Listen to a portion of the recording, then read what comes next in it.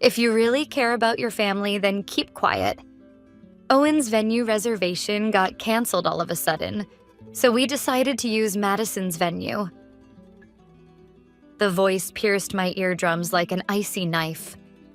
I turned around, and there she was, my mother.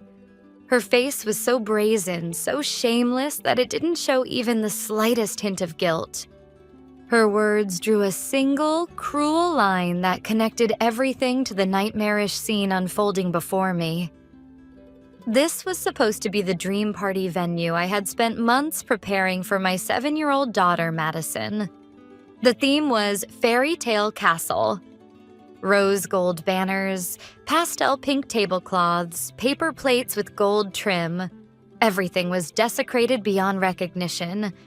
At the center of the room hung a huge banner that read, "Happy Birthday, Owen." Superhero posters were taped to the walls, and blue and red spiderwebs dangled from the ceiling. The room echoed with the voices of children I didn't even know. What on earth is going on? My voice sounded like cracked glass. Mom, do you even understand what you're saying? Of course I do. I'm just stating the facts. You're family too, aren't you? Are you really going to turn a blind eye when Chloe is in trouble? Chloe is your sister. You've always helped her whenever she's been in a tough spot. At that moment, my sister Chloe appeared from behind my mother, holding Owen's hand. I'm sorry, but Owen really insisted. You understand, don't you? I looked up at the ceiling. Ah, yes. It's always like this. How many times have I witnessed this exact scene in my life? My mother striking me with the club she calls logic, and Chloe stabbing my conscience with her tears as her poor me shield. A perfectly calculated devilish tag team. To them, this isn't a family conversation. It's nothing more than a ritual to extract whatever they want from me. Chloe's hollow, perfunctory "I'm sorry" echoed unpleasantly deep in my ears. I could feel the magma of long-suppressed anger reaching its boiling point. I was done staying silent. Sorry. My voice was shockingly cold and quiet, even to myself. Is it really possible for a voice to sound this calm once it passes the threshold of anger? I stared straight into Chloe's eyes, where fear and self-pity swirled together. Do you really believe that? Did you come here to celebrate Madison's birthday? Or was this your plan from the very beginning? My words sliced through Chloe's pretense like a razor-sharp blade. The blood drained from her face, and for a split second, panic flashed across it. But it didn't last long. She quickly unleashed the special technique she had mastered through years of experience. Her eyes glistened with tears, and her lips began to tremble. How could you? That's such a cruel thing to say. Almost on cue, my mother stepped between us as if she had been waiting for this very moment. Her eyes blazed with fury, as though I were some kind of heinous criminal. Haley, that's enough. Stop bullying Chloe. If you really care about this family, then keep quiet and accept the situation. Her words snapped the final thread holding my composure together. How did things end up like this? I had paid $4,200 for this party venue. Thanks to the life insurance money left by my late husband, I was financially secure. This was an act of pure love for Madison. I grew up in a single-mother household and had no memories of ever having a birthday party thrown for me. My mother's favorite lines were always, "We don't have money," and "You'll just have to put up with it." That's exactly why I wanted to give my daughter a magical, sparkling day. Something money couldn't truly buy. A single day when she could feel like a real princess. Ever since deciding on the fairy tale castle theme, my days had been shining with excitement. I held meeting after meeting with the venue coordinator, meticulously planning every detail based on Madison's favorite pastel pink and gold color scheme. Rose gold banners, gold-trimmed plates, and a custom 3-tier cake shaped like a castle. I had chosen every piece while picturing Madison's delighted face, my heart fluttering with joy. When I sent out the invitations to Madison's friends and their mothers, they all said they were looking forward to the big day. Naturally, I also sent invitations to my mother and my sister Chloe. A few days later, Chloe called me. Her voice was bubbling with excitement. "Haley, thanks for the invitation. So here's the thing. I wanted to talk to you about something. We decided to have Owen's birthday party on the same day as Madison's. Their birthdays are only a week apart, so it's perfect timing." I was speechless on the phone. "What do you mean? On the same day? Why? Oh, come on, it's logical, isn't it? Your party is in the morning, right?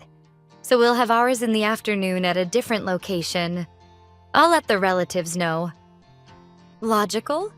Why would she deliberately schedule Owen's birthday party on my daughter's special day?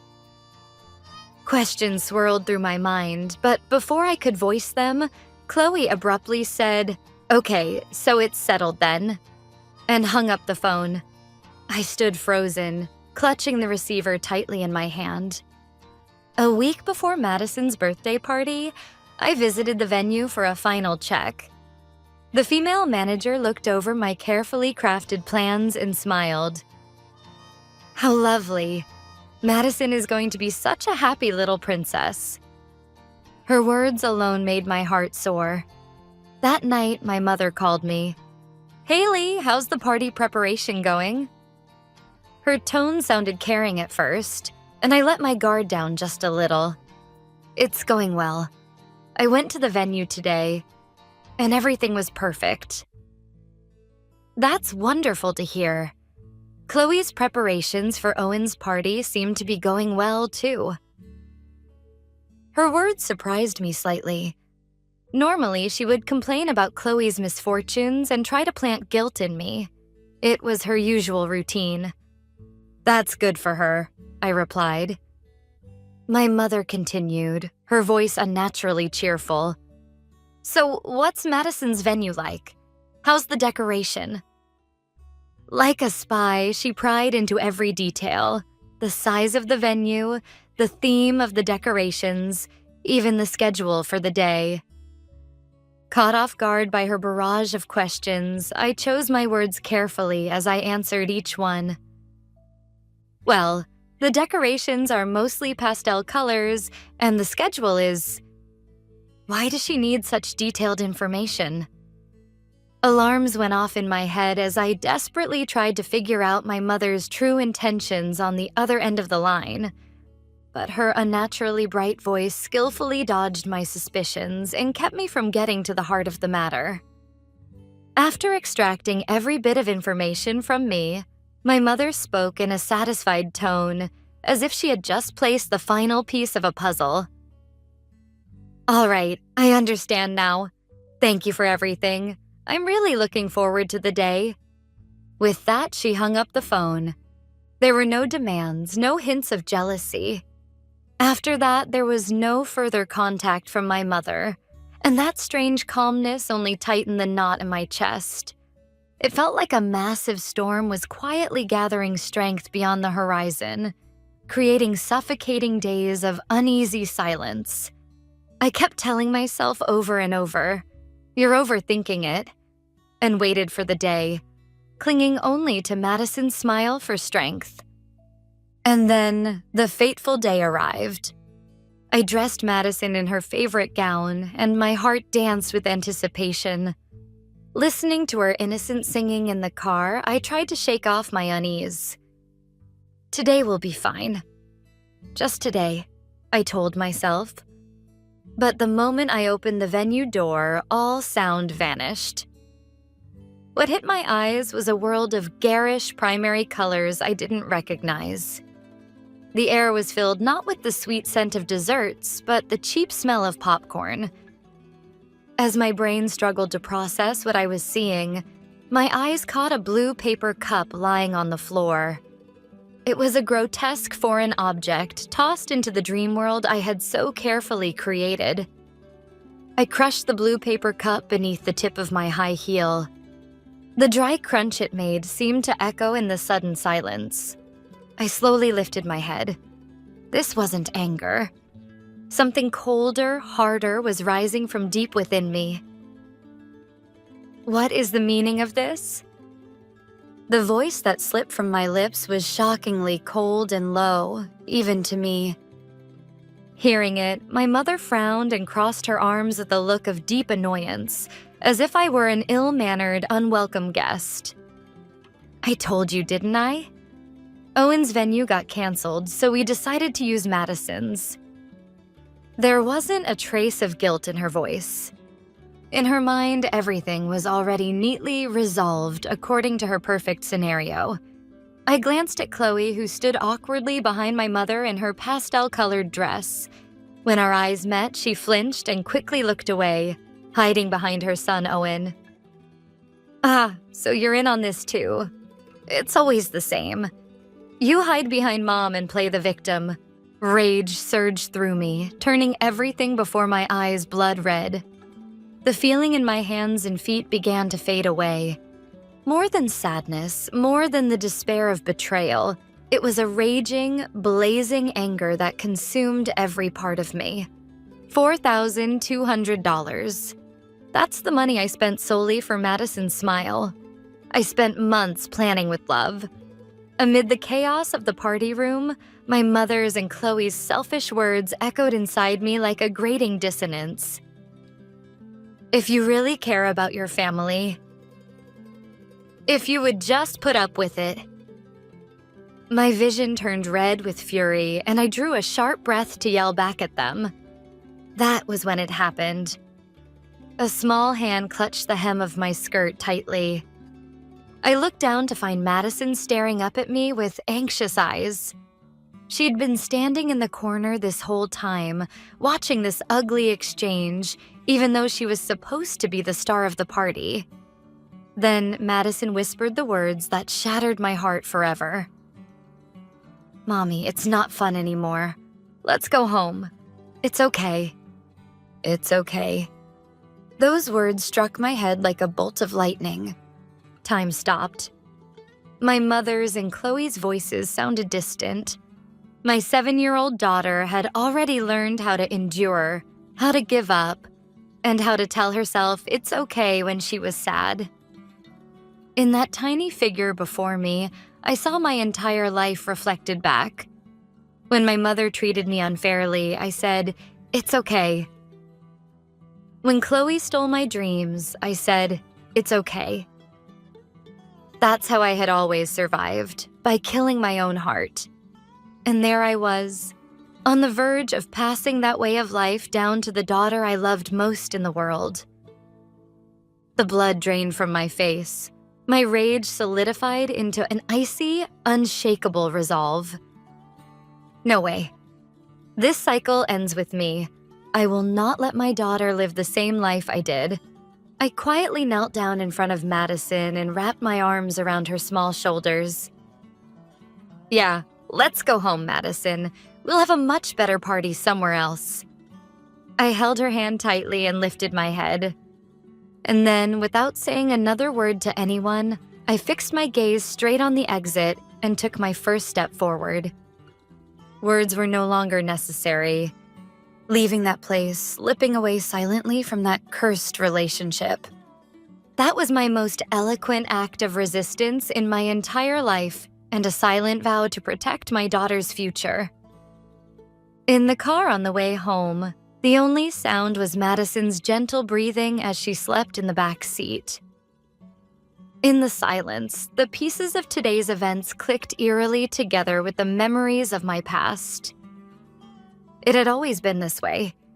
Since as far back as I could remember, Chloe had been the star of our family and I had been the supporting role. My mother's favorite phrases were always, "She's delicate, you know," and "You're strong, so you'll be fine." Those words were nothing more than convenient spells used to force me into endurance and sacrifice. I remember the day I told them I was pregnant with Madison, the daughter I conceived with Ethan. The moment my happy announcement ended, Chloe declared triumphantly, "What a coincidence, me too."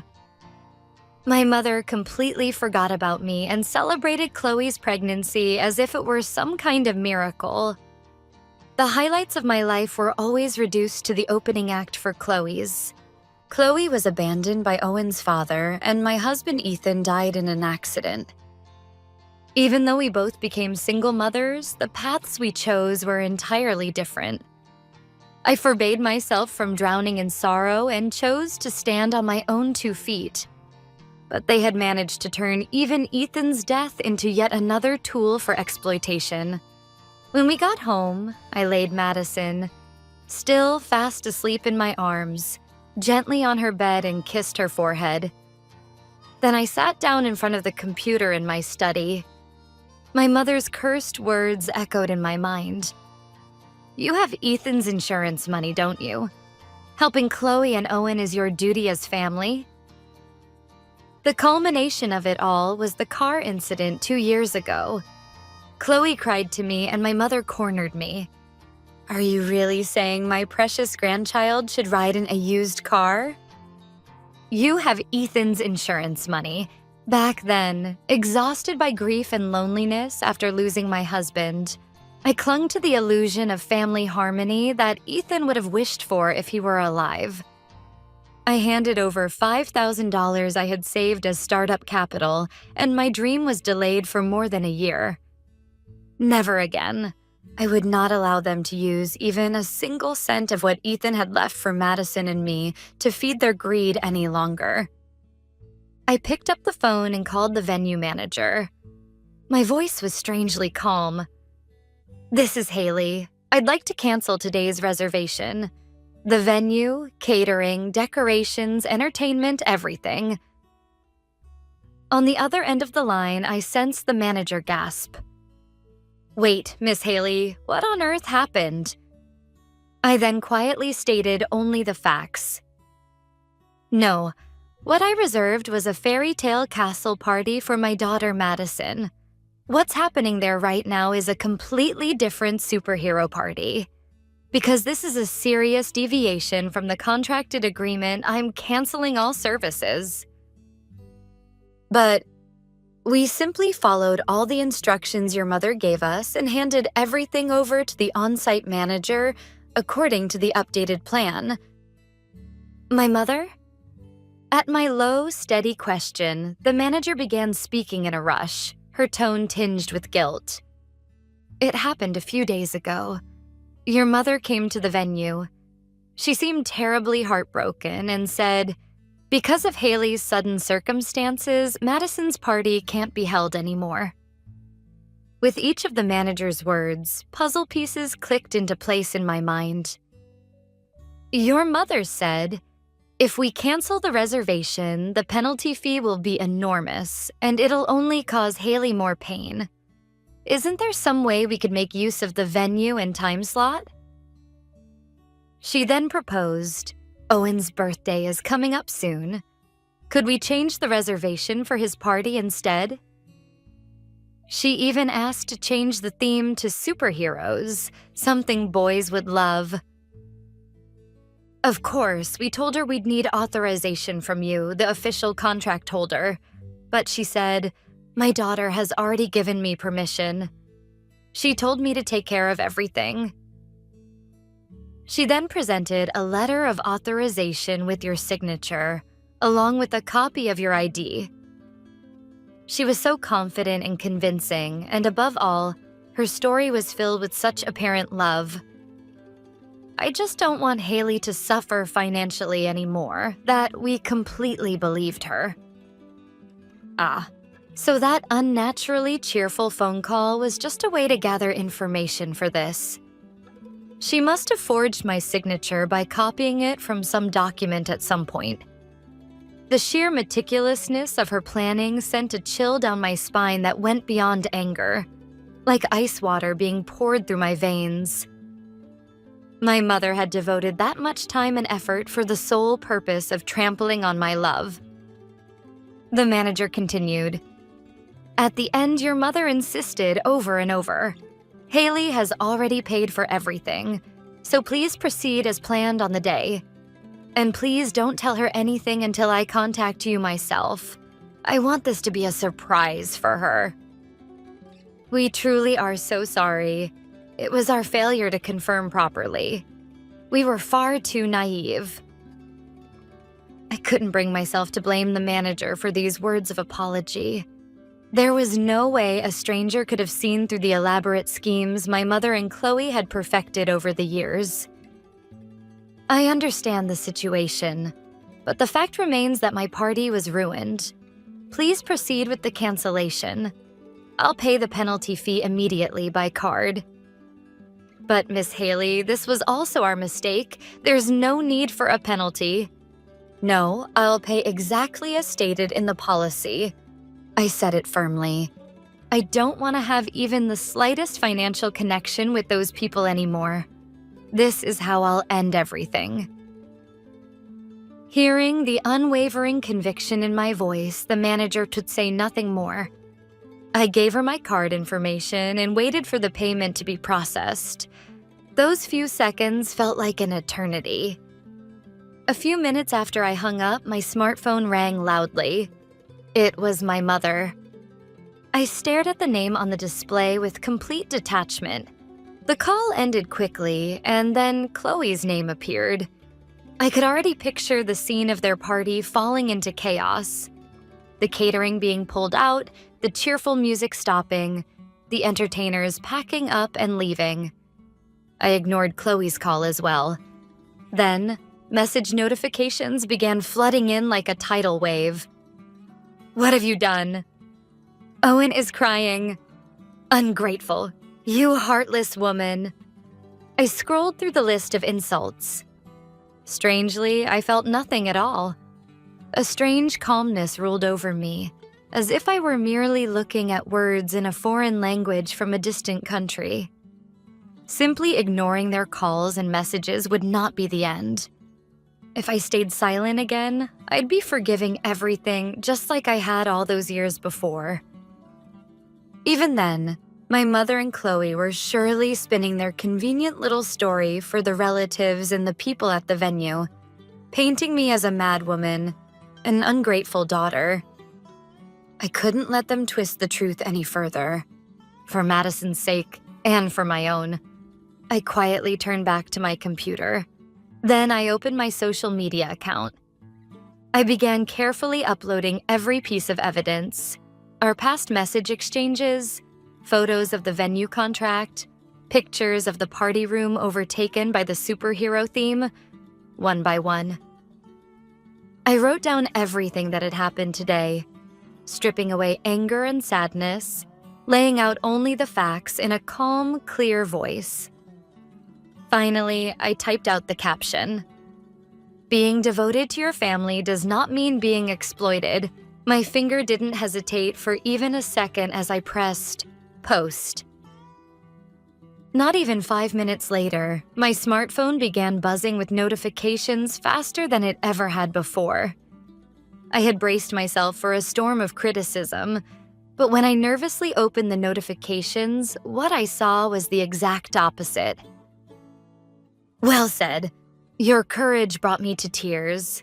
The comment section filled with heartfelt confessions from people who wrote, I've been through something just like this, sharing the pain they had probably never spoken of to anyone before. Messages of empathy and support from strangers flooded in like a tidal wave. The light from the screen felt like a warm glow, affirming my lonely fight. I realized I wasn't alone. My post spread like wildfire. Naturally, it reached my mother's and Chloe's ears. It goes without saying that they were furious. My voicemail was flooded with dozens of enraged messages screaming, "Delete that post right now." I simply watched the avalanche of notifications in silence. The old me was gone. And as I wrote my reply to my mother and Chloe, I knew with certainty that this would be the final notice. I will not delete the post, because this is the truth. The reason you're angry is that the truth has been exposed, isn't it? We are no longer family. Do not contact me again. Goodbye." I hit send, and without the slightest pause, I blocked all their contacts. With just a flick of my finger, they disappeared, effortlessly. It was over. Truly, everything had come to an end. After the storm had passed, a deep, crystal-clear silence filled the house. Something I felt as if I were experiencing for the very first time in my life. It wasn't loneliness, it was freedom. For the first time, I could feel with every part of my being that I had finally reclaimed my life.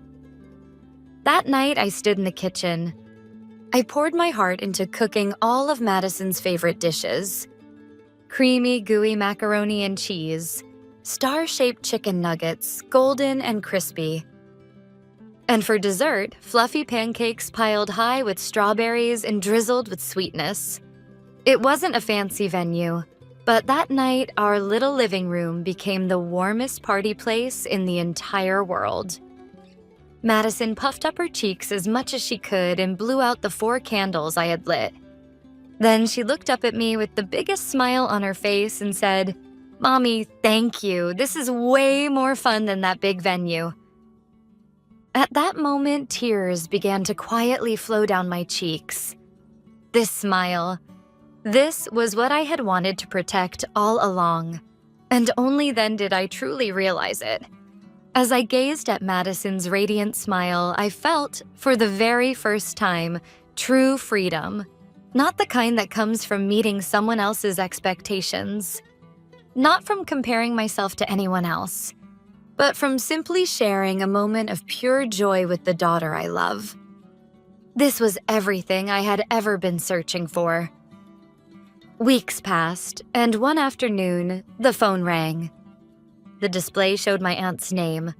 When I answered, she spoke quickly, sounding both uneasy and a little excited. "Everyone in the family saw your post on social media," she said. Her story was far more detailed and shocking than I had imagined. "It's a huge deal. That manager from the venue saw your post and figured out the whole situation.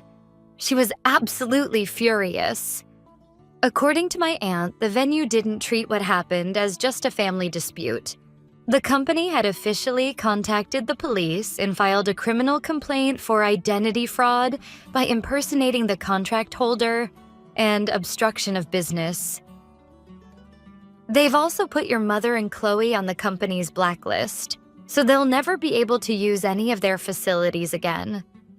And they're preparing to file a claim for damages for interfering with their business, with a lawyer and everything." And then my aunt continued, "Nobody in the family is taking your mother's or Chloe's side anymore. All those people who used to pity them as the poor mother and daughter have disappeared. Now everyone's whispering behind their backs, saying they brought this all on themselves.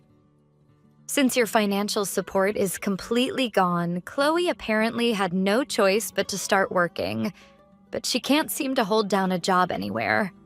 Your mother also tried increasing her part-time shifts, but she's getting older, and it's taken a toll on her health. And that shiny new car? I heard she cried when she finally had to give it up because she couldn't afford the maintenance anymore." I listened to all of it quietly, as if I were hearing gossip from some faraway country. I didn't know what my aunt's true motive for calling me was. Pity? Empathy? Or perhaps she wanted to give me the validation of saying, "You are right." But after I hung up the phone, my heart remained as still as the surface of a lake. The anger that once burned me to ashes, the sadness that had gnawed at my soul for years, they were both gone. I felt no joy, no pity, no hatred, nothing at all. Because this was no longer my story. My mother and Chloe were merely characters who had stepped off the stage of my life. Whatever happened to them now no longer had any power to disturb the peace in my heart. The chaos from a few weeks ago already felt like something from a distant past. What I had gained wasn't an expensive party, but something money could never buy. Genuine peace of mind and quiet, gentle moments with my daughter. Weekends no longer came with that heavy sense of obligation to visit my childhood home. Nor did my heart leap nervously at the sound of the phone ringing. For Madison's next birthday, we wouldn't need a fancy venue or a long guest list. We'd just cook our favorite dishes together and spend the day laughing from the heart. True family isn't about blood ties or duty. It's the warm space where people respect and love each other. And now, I have finally come to understand that. With that simple truth held close to my heart, our new life has begun to move forward, slowly but surely.